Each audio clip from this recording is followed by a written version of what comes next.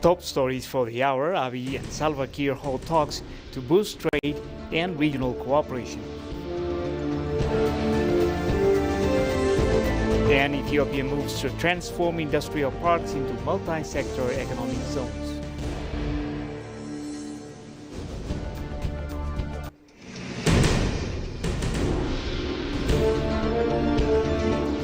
Hello and a very warm welcome to EBC World, the voice of Pan-Africanism, coming to you live from Addis Ababa, Ethiopia.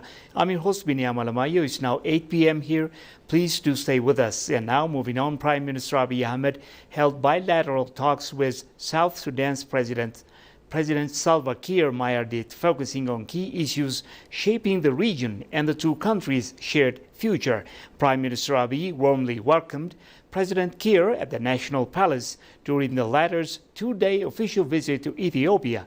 Following their discussions, the two leaders emphasized the importance of strengthening economic cooperation. They explored ways to boost investment, expand trade, and create broader opportunities through enhanced partnerships. The leaders also exchanged updates on the progress of their respective countries, reaffirming their commitment to continued collaboration on mutual priorities. We have the following voiced picture on the talks. Let's take a dive.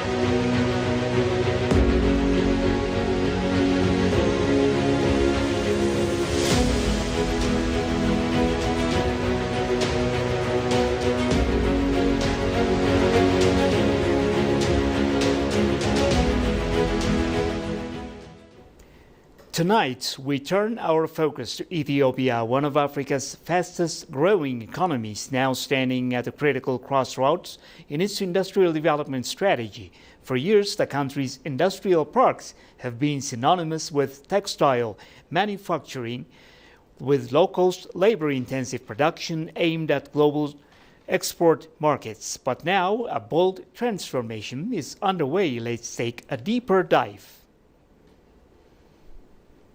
Ethiopia's industrial journey has long been anchored in its network of state-built industrial parks, Hawassa, Bolelemi, and Adama among them.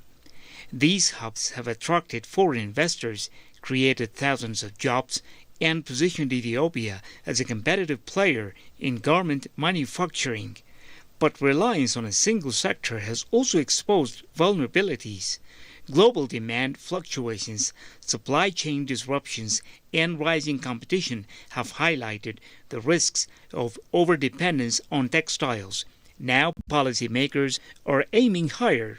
The new vision transformed these parks into special economic zones, dynamic ecosystems that support a wide range of industries, offering incentives, infrastructure, and regulatory flexibility. Had we applied similar approaches earlier, we could have saved substantial resources. In terms of operational performance, most parks only became functional after the reform period.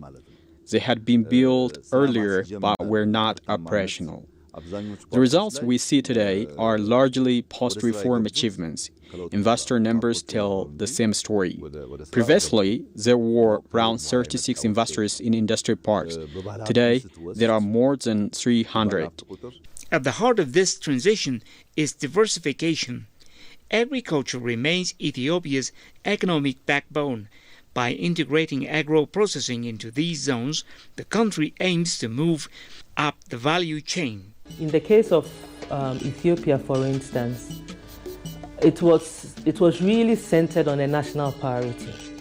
And right from the word go, the two key ministries, Ministry of Industry and Ministry of Agriculture, came together to drive that in line with the country's strategy on industry. Governments are developing tools and approaches to unleash the potential they have for the sector of agriculture. And among these tools and approaches, you have agropoles, you have agro-industrial parks, you have free economic zones. There are a number of approaches which are being developed. I think that the most important thing is to actually develop a tool that is adapted to the conditions of the country. There's also a push into medical manufacturing, producing pharmaceuticals and healthcare equipment.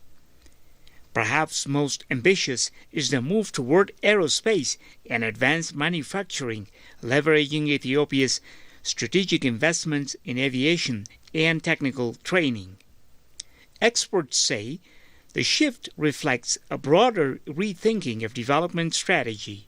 So this was financed by different financial institutions, loan from these institutions. So we are expected to pay that loan through renting and leasing of our land for investors. In that sense, we are doing a good job now. In the past 2-3 years, we have a positive growth. Ethiopia is recognizing that sustainable growth requires diversification. Special economic zones can attract a wider range of investors and foster innovation across sectors.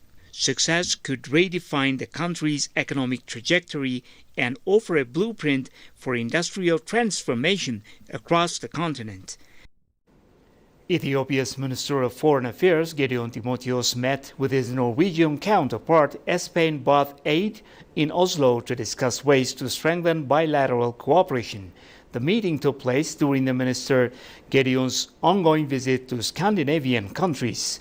During the discussions, Minister Gideon highlighted the strong and long-standing friendship between Ethiopia and Norway, emphasizing the potential to expand collaboration in key areas such as trade, investment, and environmental protection. Minister Eide noted the keen interest of Norwegian companies in exploring investment opportunities in Ethiopia and affirmed Norway's commitment to supporting Ethiopia's preparations for hosting COP32.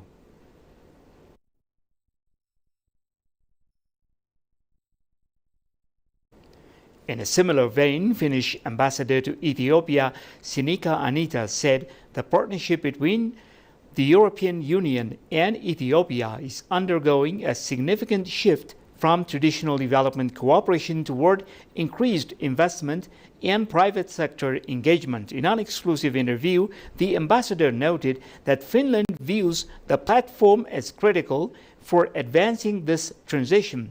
Anita highlighted the participation of leading Finnish companies, including Nokia and Vaisala, as a reflection of the growing economic engagement. Take a listen. Digitalization is something very, very important, and it's also an important area for global gateway between EU and Africa as a whole.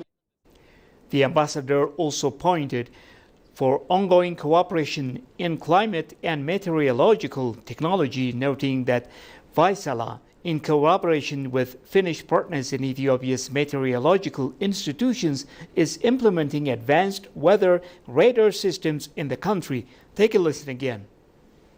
I was very happy to hear that Ethiopia is advancing and implementing it. Ethiopia has already, among the 27 countries, Ethiopia has started to trade based on the Africa Continental Free Trade Area. Let's implement now at national level this Continental Free Trade Area, and then ultimately and further distance we have the objective of having an EU and Africa Continental Free Trade Areas. So I really see that this is important for economic growth, for creating jobs for your useful population. The ambassador finally reaffirmed Finland's commitment to supporting Ethiopia's development through innovation, investment, and strengthened economic cooperation. Regarding Ethiopia's progress in implementing the African Free Continental Trade Area, AFCFTA for short, Anita underscored the importance of continental economic integration, welcoming the country's progress in implementing the African Continental Free Trade Area, AFCFTA. Take a listen again. 24 July, you started the historical economic reform which you are implementing now. You put BIR floating, to have a commercial exchange rates, and these are all very important, and we want to support I'm sure all European Union countries we want to support so that your reform will be successful, and it will bring predictability and confidence by the private sector. Scholars at the Bule Hora University say Ethiopia's quest for access to the sea is not just an economic ambition, but a fundamental question of national sovereignty and survival. The academics emphasize that Ethiopia's long-standing demand for sea access should be understood as both a sovereign right and a matter of existential importance. They argue that the country must work to retain access to a seaport, what they describe as a loss that occurred under what they call non-legal circumstances in the past. The scholars also framed Ethiopia's position as fair and forward-looking, stressing that the pursuit of sea access should be based on mutual benefit and cooperation with neighboring countries. According to the scholars, securing sea access would not only accelerate Ethiopia's economic growth, but also play a critical role in ensuring long-term national stability. The report was issued by the Bule Hora University and communicated through the West Guji Zone Communications Office.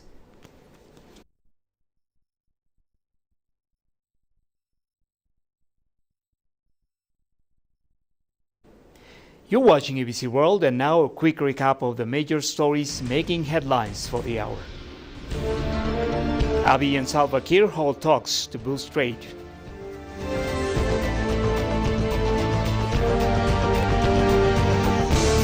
And Ethiopia moves to transform industrial parks. It was me, Binyam Alamayo, bringing you the latest from Addis Ababa, Ethiopia. Once again, thanks for watching us. Bye-bye and take care.